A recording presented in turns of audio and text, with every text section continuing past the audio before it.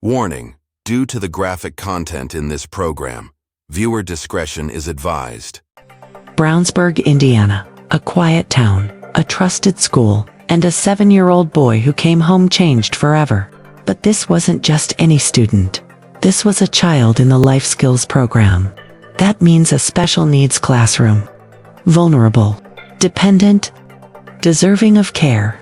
But on that February day in 2023, what he got instead was a front row seat to cruelty that defies logic, and justice that's raising eyebrows across the nation. According to surveillance footage described by police, the boy threw up in the lunchroom. He was visibly unwell, and what happened next will disturb you. Sarah Seymour, a licensed teacher at Brown Elementary, allegedly stood by as the child was handed a spoon and forced to eat his own vomit. Another adult in the room, 63-year-old classroom aide Deborah Kentnup, is said to be the one who handed him the spoon, and then watched him consume it. This wasn't a momentary lapse of judgment. This was recorded, verified, and according to police reports, 4 other adults stood by in that same room and did nothing. No intervention. No report. No help. The charges? Or lack thereof. Seymour was arrested and initially charged with 2 counts, neglect of a dependent and failure to report. But here's where the story takes a turn straight into a legal gray zone. She took a plea deal.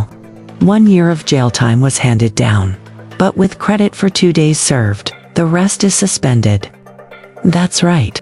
No more jail. No prison. No probation. Just gone.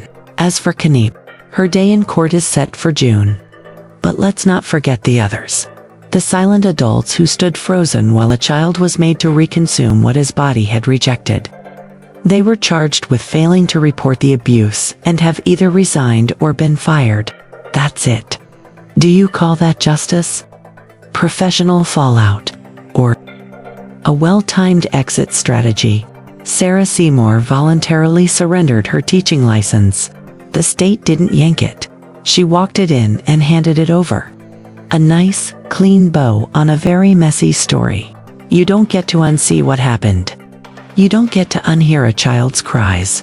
And you certainly don't get to walk out with your dignity after forcing a special needs kid to do something so vile, so traumatic, that it leaves a permanent scar on more than just the boy, but the system itself. Let's talk about the system. Where were the safeguards? This wasn't a back alley. This was school. With cameras. With protocols. With mandatory reporting laws that clearly meant nothing to that staff room. Is the law failing special needs children? How does a woman who commits such an act get a suspended sentence, while parents face criminal charges for letting their kid miss a week of school? And where is the outrage? Why are we accepting plea deals over prison time in crimes involving disabled children? This wasn't a lapse. It was a choice. And if we don't call it what it is, abuse, then we are part of the silence that let this happen. Watch closely. Speak loudly. Because somewhere in Indiana, there's a little boy who still goes to school and wonders if anyone's going to protect him next time. If you found this story hard to believe, imagine living it. Like, comment, and subscribe to Women Are Evil Too.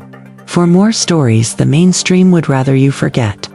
Vanessa Hartwell, signing off.